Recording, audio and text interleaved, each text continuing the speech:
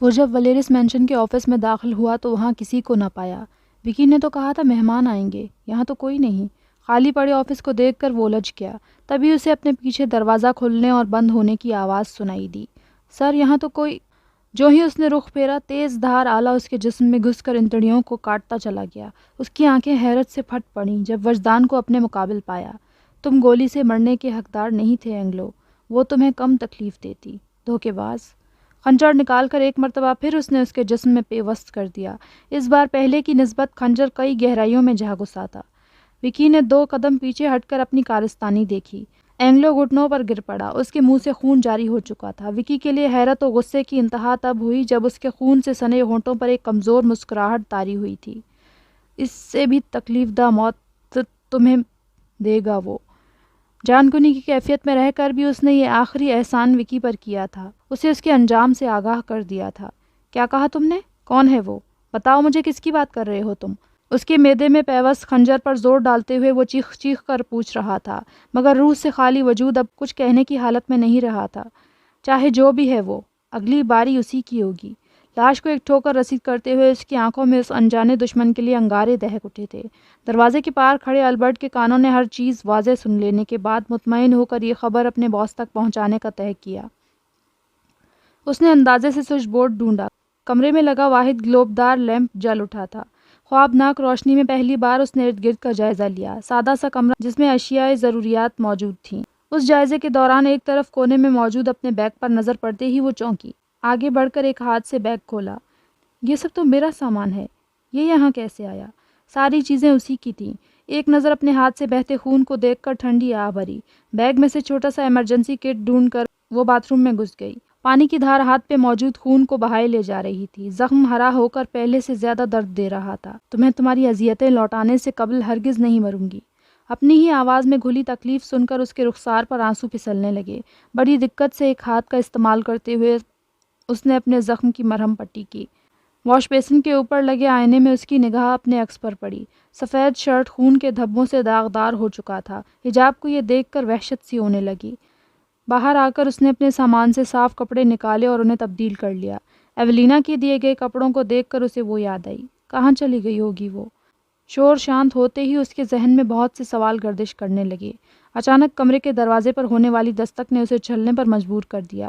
پھر خیال اس شخص کا آیا، اس سے کم از کم یہ تو بلوا ہی سکتی کہ میں کس جگہ قید ہوں۔ اس سوچ نے اسے حوصلہ دیا اور وہ آگے بڑھی، مگر دروازہ کھلنے پر عکس کے بجائے اپنے سامنے باہر پہرا دینے والے میں سے ایک کو پایا۔ یہ لو کھانا۔ اطالوی زبان میں کہی یہ بات حجاب کو تو سمجھ نہ آئی، البتہ اس کے ہاتھ میں پارسل دیکھ کر اسے اندازہ ہو گیا وہ کیا کہہ رہا ہے۔ اسے ایک بات کی تسلی ہوئی، وہ شخص اس سے نگاہیں جھکا کر بات کر رہا تھا، یعنی کم از کم یہاں اس کی عزت کو زک پہنچانے تک تو نہیں لایا گیا تھا۔ یقیناً وہ کچھ اور چاہ رہے تھے۔ کیا؟ یہ اسے جاننا تھا۔ پارسل اس سے لے کر اس نے دروازہ بند کر دیا۔ ریڈ ساس پاستا دیکھ کر اسے احساس ہوا کہ اس نے کتنے وقت سے کھانا نہیں کھایا۔ فی الوقت کے لیے سب کچھ بھلائے وہ بس کھانے میں مگن ہو گئی۔ نگاہوں کے سامنے موجود کینوس کے سامنے سر و قد کھڑا وہ پوری توجہ سے اپنی بنائی گئی تصویر دیکھ رہا تھا۔ کم و بیش ویسی ہی تصویریں اس پورے کمرے کو سجائے ہوئے تھیں۔ وہ سب کی سب ایک ہی صورت کی شبیہ تھیں۔ ہاتھ میں موجود بھاپ اڑاتی سیاہ کافی کا کڑوا گھونٹ بھرتے ہوئے بھی اس کے چہرے پر میٹھی مسکراہٹ کا تاثر پھیل رہا تھا۔ کتنا عرصہ بیت گیا تمہیں گئے ہوئے صوفیہ، مگر پھر بھی لگتا ہے جیسے یہ کل ہی کی بات ہو، جیسے ابھی میں مڑ کر دیکھوں گا اور تم دروازے میں سے جھانکتی ملو گی مجھے اسکیچنگ کرتے دیکھنے کے لیے۔ اس کا ہاتھ بڑا تھا اور انگلیوں کی پوریں سیاہ گھنگریلے بالوں کو چھو رہی تھیں۔ جانتی ہو میں اب بھی یہ سب کیوں بناتا ہوں؟ اس کا ہاتھ کپ کپا رہا تھا۔ کلائی پہ پڑا نشان بھی واضح تھا، کیونکہ مجھے ایک آس سی ملتی ہے کہ تم مجھے یہ بناتے ہوئے دیکھنے کے لیے ضرور یہیں کہیں چھپی ملو گی۔ سیاہ آنکھوں میں چمک ابھری تھی، وہ چمک پانی کی تھی، اذیت کے پانی کی۔ وہ ضرور دیکھتی ہوگی۔ خالی پڑے اسٹوڈیو میں اچانک دوسری آواز ابھری تھی۔ عکس ٹھہر گیا اور ہاتھ کھینچ لیا۔ پشت سے ابھری آواز کے مالک سے روبرو ہونے تک اس کے چہرے کے تاثرات پتھریلے ہو چکے تھے۔ مسٹر ڈیکوسٹا۔ سر کو جنبش دے کر اس نے تعظیم کی۔ حقیقت تو یہ تھی کہ انہوں نے یوں اچانک آ کر اسے خاصا چونکا دیا تھا۔ جواباً نیلے سوٹ میں ملبوس سفید بالوں والے باریش شخصیت نے باہیں واہ کر دی۔ عکس چند ثانیے رکا رہا، پھر کافی مگ ٹیبل پر رکھنے کے بعد آہستگی سے چل کر ان کے بازوؤں میں آ سمایا۔ تم اب بھی ہمیں باپ نہیں کہتے؟ اس سے الگ ہوتے ہوئے ان کے لہجے میں شکوہ در آیا۔ ایسی بات نہیں ہے، میں آپ کو باپ کا درجہ کئی عرصہ پہلے سے دے چکا ہوں۔ وہ مسکرایا۔ اچھا، تو پھر یہ مسکراہٹ تمہاری آنکھوں تک کیوں نہیں پہنچ پاتی ہمیں دیکھنے کے بعد؟ حالانکہ ہم کئی ماہ بعد مل رہے ہیں۔ اس کے مضبوط شانوں کو تھامے وہ براہ راست اس کی آنکھوں میں دیکھ کر استفسار کر رہے تھے۔ وجہ آپ جانتے ہیں، میرے دشمن کھلے عام گھوم رہے ہیں، یہ بات مجھے خوش ہونے نہیں دیتی۔ اس نے بات کا رخ موڑ دیا، وہ یہ محسوس کر چکے تھے۔ آؤ ہمارے ساتھ۔ اسے اپنے حصار میں لیے انہوں نے باہر کی جانب قدم بڑھا دیے۔ ایک بات اچھی طرح سمجھ لو برخوردار، جب تک تم اپنے اندر چل رہی جنگ سے نبرد آزما ہو، باہر کے حملوں کے لیے آسان و کمزور ہدف ثابت ہوگے۔ بہترین حملے کے لیے یہ ضروری ہے کہ اپنے ذہن و دل کی قوت یکجا کر کے ہی پیش قدمی کی جائے۔ راہداری میں اس کے قدم بقدم چلتے وہ نصیحت کر رہے تھے، عکس خاموشی سے انہیں سننے کا فریضہ انجام دے رہا تھا۔ تم لیونارڈو ولیریس کی نگاہوں میں آ گئے ہو، کیا ہم نے ٹھیک سنا؟ اچانک ہی ان کا طرز بدلا تھا۔ کوشش کے باوجود بھی عکس ان کے سوال کی وجہ سے اپنے چہرے پر چھا جانے والے تاثرات بر وقت قابو نہ کر پایا۔ بالآخر انہوں نے اس کی چوری پکڑ لی تھی۔ کیوں؟ سب کچھ جانتے بوجھ سے تم نے کیوں شکاری کتے کو اپنے پیچھے لگایا لخت جگر؟ اس کا چہرہ اپنے ہاتھ میں تھامے وہ کہہ رہے تھے، انداز میں دبا دبا سا غصہ تھا۔ کیا ہم نے منع نہیں کیا تھا تمہیں؟ باز رہنے کے لیے کہا تھا نا تم سے؟ کیا بتایا نہیں تھا ہم نے کہ جب تم کسی سے انتقام لینے نکلو گے تو اس کے ساتھ ساتھ دوسری قبر اپنی کھود لینا؟ یہی دستور ہے بیٹا، تم کیوں نہیں سمجھ رہے ہو؟ ہم تمہیں دوسری بار کھونا نہیں چاہتے۔ ان کی بوڑھی آنکھوں میں سرخی اتر آئی تھی۔ عکس نے ان کی کلائی پہ اپنا ہاتھ رکھا اور آہستگی سے اپنے چہرے سے ہٹا دیا۔ سمجھ آپ نہیں رہے مسٹر ڈیکوسٹا، اوروں کی طرح مجھے لورینزو کے بھیس میں دیکھ دیکھ کر آپ بھی اسے سچ ماننے لگے ہیں، جبکہ ہے یہ ایک فریب۔ یاد کیجئے میں اور آپ کسی مقصد کے تحت ایک ہوئے تھے، اور اب آپ مجھے اسی مقصد سے باز رکھنا چاہ رہے ہیں۔ یہ سراسر ناانصافی ہے، میں یہ تسلیم نہیں کرتا۔ مٹھیاں بیچتے ہوئے اس نے ہر ممکن آواز دھیمی رکھی، مگر تمام تر کوششوں کے باوجود بھی اس کا لہجہ باغی ہو رہا تھا۔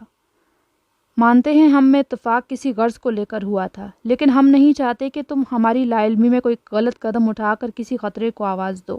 اسے ہتھے سے اکڑتے دیکھ کر انہوں نے ذرا نرمی اختیار کی۔ آپ اس بات کی فکر چھوڑ دیں اور مجھے کچھ چیزیں میرے طرز پر ہینڈل کرنے دیں۔ وہ رکنے والا نہ تھا، اس کی آنکھوں سے یہ واضح جھلک رہا تھا۔ کس طرح ہینڈل کرو گے؟ لیونارڈو کو اپنی جانب متوجہ کر کے؟ ایسے احمقانہ اقدام کی ہم کبھی اجازت نہیں دیں گے۔ آج کے بعد تم پویلیا ایک جزیرہ چھوڑ کر کہیں نہیں جاؤ گے۔ ہمارے علم میں لائے بغیر اگر ایک قدم بھی یہاں سے باہر نکالا تو اپنے دشمنوں سے قبل تمہیں ہمارا سامنا کرنا ہوگا۔ یہ تو طے تھا۔ وہ نرمی سے نہیں سمجھنے والا تھا، لہٰذا انہوں نے سختی اپنائی۔ وہ تلخ ہنسی ہنسا۔ آپ مذاق کر رہے ہیں میرے ساتھ؟ اچھی طرح جانتا ہوں مجھے یہاں قید نہیں کریں گے۔ ہمارے اختیارات کو چیلنج نہ کرو برخوردار، کیونکہ کسی اور سے زیادہ تم واقف ہو ان سے۔ ہاتھ کے اشارے سے انہوں نے راہداری میں الرٹ کھڑے درجن بھر گن مین کو حکم دیا۔ 2 سیکنڈ سے بھی کم وقفے میں ان سب نے عکس کو گھیر لیا تھا۔ آپ یہ نہیں کر سکتے، اس نے احتجاج کیا۔ ارادہ یہ نہیں تھا، تم نے ہمیں مجبور کر دیا ہے۔ ان کی پیشانی پر سلوٹیں ابھر رہی تھیں جو ان کے ناخوشگوار موڈ کا پتہ دیتے تھے۔ آپ اس طرح میری راہ میں حائل نہیں ہو سکتے۔ اس نے سیکیورٹی حلقہ توڑنے کی کوشش کی، مگر کچھ افاقہ نہ ہوا۔ ناگواری کی شدید لہر اسے اپنے اندر بلند ہوتی محسوس ہوئی تھی۔ ہمیں یقین ہے تم تنہائی میں بیٹھ کر اپنی غلطی پر غور کرو گے، تب تک کے لیے کہیں نہیں جا سکتے۔ حکم سنانے کے بعد وہ آگے بڑھ گئے تھے۔ 2 گارڈز ان کے پیچھے چل پڑے۔ کتنی ہی دیر وہ غصے سے پیچ و تاب کھاتا رہا، پھر دھیرے دھیرے یہ غصہ ختم ہو کر سرد تاثر میں بدل گیا۔ اکیلا چھوڑ دو مجھے۔ خود کو گھیرے کھڑے گن مین کا حصار توڑ کر وہ واپس اسٹوڈیو کی جانب بڑھا، جب ان میں سے ایک اس کا راستہ روک گیا۔ سوری سر، پر مجھے آپ کے ساتھ رہنا ہوگا۔ وہ سر جھکائے ادب سے گویا تھا۔ عکس کی نگاہیں سر تا پیر اس کا جائزہ لینے لگی۔ یہ کیا کر رہا ہے؟ باقیوں میں اضطراب پھیلا تھا۔ ان میں سے ایک نے دوسرے کے کان میں سرگوشی کی۔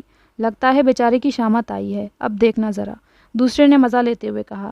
گارڈ کی پیشکش سن کر اس نے ایک ابرو سوالیہ انداز میں اٹھایا۔ کیا کہا تم نے؟ وہ ایک قدم نزدیک ہوا۔ گارڈ 2 قدم پیچھے ہٹا۔ سر پلیز آپ کوآپریٹ کریں۔ اس کی پیش قدمی دیکھ کر وہ بوکھلاہٹ کا شکار ہو گیا۔ عکس آگے بڑھ ہی رہا تھا جب اس کے جیب میں پڑے موبائل پر پیغام موصول ہوا۔ اس نے کھول کر پڑھا۔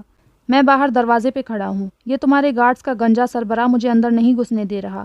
حکومت بدل گئی ہے کیا؟ وہ شدید کوفت کا شکار ہوا۔ نظام باہر کھڑا ہے، لے کر آؤ اسے۔ اس نے مڑ کر ان میں سے 2 کو حکم دیا اور راہ میں حائل آدمی کو دھکیل کر موبائل جیب میں رکھتے ہوئے اسٹوڈیو میں داخل ہونے ہی لگا تھا کہ اس کے اگلے الفاظ نے عکس کے قدم روک لیے۔ باس نے کہا ہے آپ کو تنہا رہنا ہے، میرا مطلب آپ کسی سے نہیں مل سکتے۔ اس بار اس کا انداز نہ صرف ادب سے خالی تھا بلکہ آواز بھی ذرا بلند و مضبوط ہوئی تھی۔ یہ تو گیا اب۔ وہ دونوں اب بھی سرگوشیوں میں بول رہے تھے۔ اس کے ہاتھ نے جیب میں موجود پیپر کٹنگ نائف پر گرفت کس لی۔ عین ان کے اندازے کے مطابق وہ آگے بڑھا تھا اور موت کی ٹھنڈک سمیٹے اس ہتھیار کو اس شخص کے حلق میں اتار دیا۔ خون کا فوارہ پھوٹ کر اس کے چہرے پر آ پڑا تھا۔ تمہیں اچھی ٹریننگ نہیں دی گئی ہے، تجسس میں مرنا نہیں چاہتے تو بتا دوں، ایک واحد تم ہی ہو جس نے ہمارے یہاں کے یونیفارم میں شامل جوتے نہیں پہنے۔ اس کی سرسراتی آواز اتنی دھیمی تھی کہ مرنے والے کے علاوہ باقی کسی تک نہ پہنچ سکی۔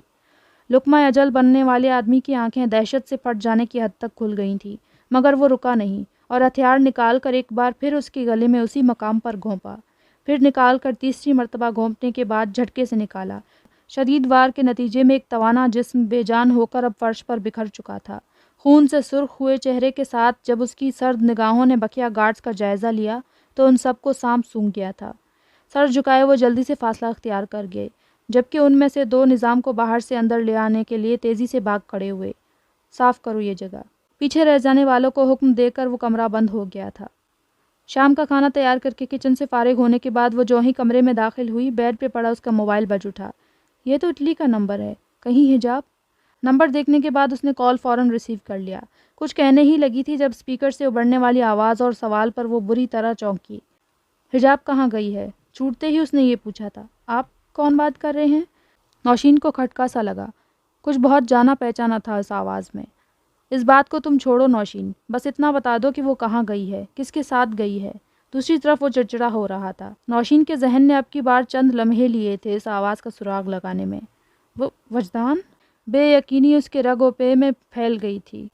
وہ زندگی میں اتنا شاکڈ نہ ہوئی ہوگی کبھی جتنا کہ اب ہو رہی تھی۔ دوسری طرف خاموشی چھا گئی، جانے وہ اپنے پہچان لیے جانے پر حیران تھا یا پھر اتنے سالوں بعد بھی اسے یاد رہ جانے پر۔ آپ کچھ کہتے کیوں نہیں؟ وجدان ہی ہے نا آپ؟ حیرانگی کے مرحلے سے نکل کر وہ اب حسرت و خوشی کے ملے جلے احساس سے دوچار ہوئی تھی۔ میں نے کچھ پوچھا ہے تم سے؟ وہ جیسے اپنے سوال کا جواب جاننے کے علاوہ کچھ اور سننا ہی نہیں چاہ رہا تھا۔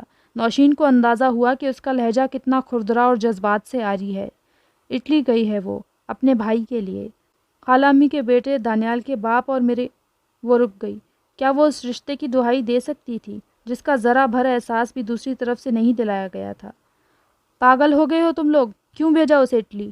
وہ تو کبھی شہر سے باہر تنہا نہیں گئی اور تم لوگوں نے اسے دیار غیر بھیج دیا۔ اس کے ادھورے چھوڑے گئے جملے کا متن سمجھ کر وہ بھڑک اٹھا تھا۔ نوشین کو اس کا انداز گفتگو کافی حد تک حیران کر رہا تھا، لیکن پھر جس شخص کا ذہن اس کا دل تک اپنوں سے پھر گیا تھا، بھلا لہجہ بدل جانے میں کیا غیر متوقع تھا؟ خالہ امی کا فیصلہ تھا یہ۔ ہاں، میں نے اس میں ان کا ساتھ دیا کیونکہ میں نہیں چاہتی تھی کہ دانیال ساری زندگی باپ کے سائے سے محروم رہے۔ حالانکہ اب لگتا ہے شاید یہی اس کی قسمت ہے، وہ گلوگیر انداز میں بولی۔ مجھے تم سے اتنی خود غرضی کی امید نہیں تھی نوشین۔ خیر، اب اپنی غلطی سدھارنے کا وقت ہے۔ حجاب اگر رابطہ کرتی ہے تو اسے فوراً واپسی پر آمادہ کرو۔ وہ ازحد پریشان ظاہر ہو رہا تھا۔ نوشین کو بھی حجاب کی فکر لگ گئی۔ خود غرض کہے جانے پر اسے پچھتاوا بھی ہوا۔ آپ اٹلی میں نہیں ہیں؟ اور ایسا کیا ہے وہاں؟ وہ کسی قسم کے خطرے میں تو نہیں؟ اس کی بے چینی حد سے سوا ہو گئی تھی۔ اگر عالیہ بیگم کو یہ سب پتہ چلا تو ان کی کیا حالت ہوگی؟ اس سے آگے وہ سوچنا نہیں چاہتی تھی۔ میں نے جو کہا ہے بس اس پر توجہ دو اور اسے واپس بلاؤ۔ وہ جگہ اس کے لیے ہرگز بھی ٹھیک نہیں ہے، سمجھ رہی ہو میری بات؟ کسی اور کے لیے نہ صحیح، کم از کم اپنی بہن کے لیے وہ فکر مند تھا۔ ٹھیک ہے، میری اس سے بات ہوتی ہے تو میں پوری کوشش کروں گی اسے قائل کرنے کی۔ اس نے یقین دہانی کروائی۔ جس طرح وہ متفکر تھا اور اتنے عرصے بعد اچانک رابطہ کرنے کا سوچا تھا، یہ سب کسی خیر کی علامت نہیں تھے۔ وہ کال کرے تو مجھے اس نمبر پہ فوری پیغام بھیج دینا۔ آخری ہدایت دینے کے بعد اس نے مزید کچھ کہے سنے بغیر رابطہ منقطع کر دیا۔ نوشین نے گمسم ہو کر بجھی ہوئی اسکرین دیکھی، جس کے ساتھ ساتھ اس کا دل اور رہی سہی امید بھی بجھ گئے تھے۔ کتنے عرصے بعد رابطہ کیا آپ نے، اور وہ بھی اس طرح؟ آنکھ کے گوشے میں اٹکے ہوئے پانی کو بہنے کا بہانہ مل گیا تھا۔ عرصے سے جس محبت پہ وقت کی دھول جم گئی تھی، اب اس مختصر سے رابطے نے اس پر سے گرد یوں اڑایا تھا کہ اس کی بصارت ہی مفلوج کر دی تھی۔ کیا میں خالہ امی کو بتا دوں؟ اپنی تکلیف سے آنکھیں میچ لینے کے بعد اس کے ذہن میں یہ خیال گزرا۔ نہیں، اگر انہیں وجدان کے رابطے کا بتایا تو حجاب کے متعلق جو انہوں نے کہا ہے وہ بھی بتانا پڑے گا، جو ہرگز بھی ان کے لیے اچھا ثابت نہ ہوگا۔ مجبوراً اسے خاموشی اختیار کرنا پڑی۔ اچھا یہی رہتا کہ وہ حجاب سے رابطہ ہونے تک انتظار کرتی، اور اس نے ایسا ہی کرنے کی ٹھانی تھی۔ تم نے اینگلو کو منوا دیا؟ عکس سے روبرو ہوتے ہی نظام کا پہلا سوال یہی تھا۔ ہاں، کوئی اور راستہ نہیں تھا۔ انداز سے صاف ظاہر تھا کہ اسے کوئی پچھتاوا نہیں۔ صوفے پر بیٹھا وہ لیپ ٹاپ گود میں رکھے مصروفیت کے درمیان گویا ہوا۔ تم تو ایسے نہیں تھے، پھر اتنے ظالم کب سے ہو گئے؟ نظام اس کی صفاکی دیکھ کر حیران تھا۔ جب سے میں لورینزو بنا، اس کی آنکھوں میں آنکھیں ڈال کر وہ سنجیدگی سے بولا، آپ کی معلومات کے لیے بتا دوں وہ بھی اتنا شفاق کبھی نہیں رہا۔ اس کے مقابل نشست سنبھالتے ہوئے نظام نے ملامت کیا۔ عکس نے لیپ ٹاپ سے نظریں ہٹائی۔ تم بھول رہے ہو، میں تمہارا باس ہوں۔ نظام اثر لیے بغیر ٹانگ پہ ٹانگ جمائے مطمئن سا مسکرایا۔ اور تم بھی بھول رہے ہو کہ سرکار بدل چکی ہے، سینئر ڈیکوسٹا آ گئے ہیں نا۔ پھر تم اپنے باس کے بیٹے سے مخاطب ہو، اس نے جتایا۔ نہیں، میں اپنے پرانے دوست سے مخاطب ہوں، وہ اثر لیے بغیر بولا۔ عکس نے چہرے پر آنے والی مسکراہٹ چھپانے کو اسکرین سامنے کر لی۔ البرٹ نے کسی جوزف کو معلومات بھیجی ہیں، کہا کہ تم نے منگوائی، کیا اس کا تعلق اینگلو کی موت سے ہے؟ نظام سنجیدہ ہو گیا۔ ہاں، اس آدمی کیا نام بتایا؟ ہاں، جوزف۔ اس کو اپنی طرف کر کے اینگلو کی جگہ ہائر کرو۔ البرٹ سے کہہ کر میں نے اس آدمی کو وکی کا چہیتا بنوایا ہے، اس پر قریب سے نظر رکھنے کے لیے یہ جوزف ٹھیک رہے گا۔ نظریں لیپ ٹاپ اسکرین پر ہی رکھتے ہوئے اس نے مختصر کر کے اپنی سوچ بتائی۔ ٹھیک ہے، میں اس سے رابطہ کروں گا، لیکن تم یہ بتانا پسند کرو گی کہ تب سے کیا کر رہے؟ اس کی یہ غیر معمولی مصروفیت نظام نے اب نوٹ کی۔ فائر ورکس کا انتظام کر رہا ہوں، جب ہو جائے گا تب خود ہی دیکھ لینا۔ اس کی آواز سنجیدگی لیے ہوئے تھی، آنکھوں کی چمک میں البتہ کچھ غیر معمولی تھا۔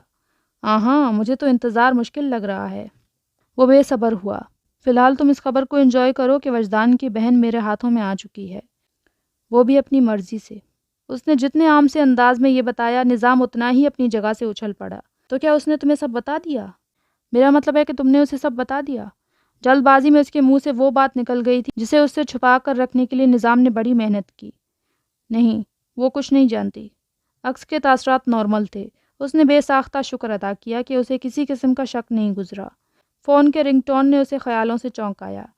لارنس نام پڑھنے کے بعد نظام نے کال ریسیو کی۔ 2 منٹ بات کرنے کے بعد جب اس نے رابطہ منقطع کیا تو اس کی خوشی کا کوئی ٹھکانہ نہیں تھا۔ تم یقین نہیں کرو گے عکس، میں نے جو ابھی خبر سنی۔ اس نے بھاگ کر دیوار میں نصب کیبنٹ سے شیمپین کی بوتل نکال لی۔ ایسا کیا سن لیا؟ وہ بھی کچھ حیران سا ہو گیا۔ بتاتا ہوں، پہلے یہ لو۔ ایک آدھا بھرا گلاس اس نے اس کی جانب بڑھایا۔